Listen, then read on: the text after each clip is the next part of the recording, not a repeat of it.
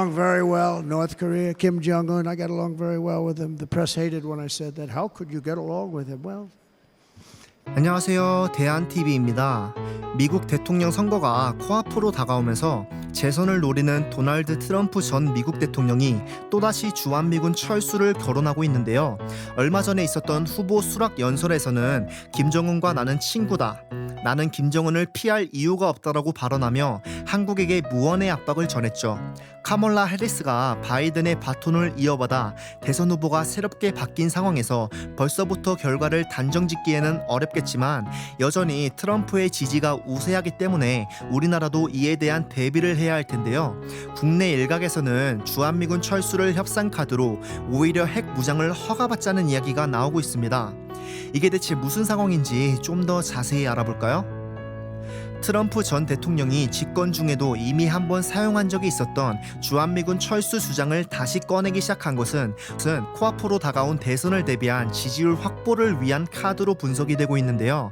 새로운 후보인 카멀라 해리스가 등장하고 이제 대선의 판도는 트럼프로 끝이 났다라는 전문가들의 분석과는 다르게 지난 7일 실시된 685개의 전국 여론조사에서 트럼프 47%, 해리스 44%, 단 3% 차이의 박빙의 결과가 나와 모두를 충격에 빠뜨렸습니다. 더군다나 최근 비욘세, 카디비 같은 셀럽들과 오바마까지 지지 입장을 표명하면서 지지층들을 더욱더 결집하고 있어 절대 무시할 수 없는 상황입니다. 그래서 트럼프가 최근 들어 다시 주한미군 철수를 언급하면서 대한민국 등 동맹국들이 안보와 관련해 무임승차를 하고 있다는 지지층들의 호소에 응하고 있는 것인데요. 그러나 정과는 한 가지 달라진 점이 있습니다. 바로 중국에 대한 언급입니다. 주한미군을 철수해야 하는 이유로 한반도보다 대만 침공 가능성 등 중국의 군사활동에 대한 대응이 더 우선시되어야 한다는 것을 명분으로 내세우고 있는 것인데요. 이는 트럼프 전 대통령의 전 현직 측근들의 인터뷰에서도 충분히 알 수가 있습니다. 트럼프가 당선이 될 경우 백악관 국가안보 보좌관을 맡을 것이 유력시되고 있는 엘브리지 콜비 전 미국 방부 부차관보는 트럼프의 주장과는 다르게 오히려 주한미군은 필요하다라고 말하고 있는데요. 그러나 그의 이유도 북한 때문이 아닙니다. 콜비 전 부차관보는 주한미군이 한반도에 계속 배치되어야 한다고 생각하지만 그 주한미군은 중국으로부터 한국을 방어하는 데 집중해야 한다고 밝혔습니다. 미군을 계속 주둔시키고 대북 경계가 아닌 대중 경계로 용도를 변경할 것이라는 겁니다. 이는 바꿔 말하면 미국이 이전처럼 전 세계를 누비면서 지구촌 경찰 역할을 할 의지가 없다는 것을 다시금 확인해 준 것인데요. 바이든 정권이 들어선 뒤에도 우크라이나 전쟁에 대한 지원을 시간이 갈수록 줄이고 있는 것에서 알 수 있듯이 정권과 무관하게 이러한 기조들이 미국에서 계속 유지가 되고 있습니다. 따라서 트럼프 전 대통령이 재집권을 할 시 우크라이나뿐만 아니라 중동 문제까지 심각해진 현 시점에서 이러한 기조들은 더욱더 노골화될 것으로 전망이 되고 있죠. 중국을 상대하는 것만으로도 벅차 죽겠는데 북한까지 신경 쓸 겨를이 없다는 것입니다. 이처럼 주한미군 주둔에 대해서 트럼프와 콜비 부차관의 입장은 서로 다르지만 속 내용은 똑같다고 할 수 있겠습니다. 미국은 북한보다는 중국을 더 위협으로 느끼고 있고 미국이 한국에 대해 더는 이전과 같은 높은 수준의 지원을 하지 않을 것이라는 점 말이죠. 주한미군이 한국뿐만 아니라 미국에도 여전히 중요하다는 의견 또한 존재는 합니다. 허버트 맥메스터 전 백악관 국가안보 보좌관은 많은 미국인들은 주한미군이 가장 효과적으로 미국과 세계 안보를 지키는 방법이라는 점을 알고 있다고 주장했는데요.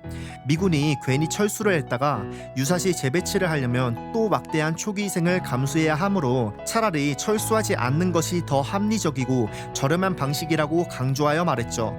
미군이 아프가니스탄에서 철수를 한 뒤에 탈레반이 다시 아프간을 장악해 현재는 미국도 어찌할 수 없게 된 상황을 보자면 이러한 주장들도 타당해 보이죠. 그럼에도 트럼프 전 미국 대통령이 주한미군 철수를 다시 언급한 것에 대해 맥메스터 전 보좌관은 트럼프의 정치적 수사에 가깝다고 말했는데요.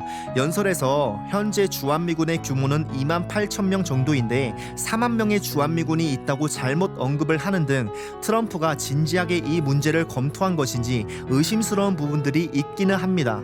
그러나 다른 측근들의 이야기를 들어보면 주한미군 철수를 실행할 가능성을 배제할 수는 없는데요. 지금껏 대한민국에 허용하지 않았던 미군 철수의 대안으로 핵무장이 언급되고 있기 때문입니다. 그동안 민주당과 공화당을 막론하고 허용이 되지 않았던 핵무장을 승인하는 것이 어떠냐는 이야기가 트럼프 전 대통령들 측근 사이에서 나오고 있습니다. 콜비 전 부차관보는 이스라엘의 핵 보유가 이스라엘의 안보를 안정시키는 요소로 간주가 되는데 한국에 똑같은 논리를 적용하는 것이 왜 안 되냐고 주장했습니다. 주한미군이 철수하거나 대중 용도로 바뀌어도 한반도에 대해 아예 손을 놓을 수는 없으니 핵을 쓸 수 있게 하자는 것입니다. 만약 이들의 말이 현실이 된다면 한국은 당연히 오브 콜수죠. 우리나라는 언제라도 핵무장을 할 수 있는 능력을 보유하고 있습니다. 그것도 우리의 상상을 초월하는 수준으로 말이죠. 한국의 핵무장 능력 여부에 대해 퍼거슨 보고서에 따르면 약 99%의 적합도를 갖춘 것으로 확인이 되었습니다. 우리나라는 단순 계산을 하면 무려 4,330개의 핵폭탄을 만들 수 있는 양을 보유하고 있으며 승인만 떨어진다면 대한민국은 불과 2년 내에 기초적인 핵무장이 가능하다고 퍼거슨은 분석했습니다. 유사시 실제로 핵폭탄을 발사하고 폭발시킬 투발 장치도 한국의 미사일 개발 기술을 생각하면 어렵지 않게 해결할 수 있을 것으로 보고 있습니다. 예를 들어 현무 미사일만 개량을 해도 한두 장착이 바로 가능하다고 합니다. 따라서 국내에서도 트럼프 전 대통령이 재집권을 하면 차라리 주한미군을 철수시키고 역으로 핵을 얻어내야 한다는 주장도 나오고 있습니다. 현재 미 대선 흐름으로 트럼프의 당선을 확신하기에는 아직 이르지만 그가 당선이 되든 안 되든 미국이 한국에만 신경 쓰기는 어려운 상황이니까 어쨌든 이러한 정세를 활용해서 핵을 가질 수만 있게 된다면 우리는 주변 강국들에게 더 이상 휘둘리지 않는 힘을 얻게 될 것입니다. 실제로 핵무기를 사용하는 일이 절대 벌어져서는 안 되겠지만 4,330개의 핵무기를 만들 수 있는 나라를 누가 함부로 건드릴 수 있을까요? 트럼프가 이를 알고 주한미군 철수를 언급을 한 것이라면 우리로서는 감사할 따름이죠. 오늘 준비한 영상은 여기까지입니다. 이번 한 주도 행복한 한 주 되시길 바라고요. 좋아요와 구독 버튼 한 번씩만 눌러주신다면 감사히 받겠습니다. 다음 영상에서 뵙겠습니다.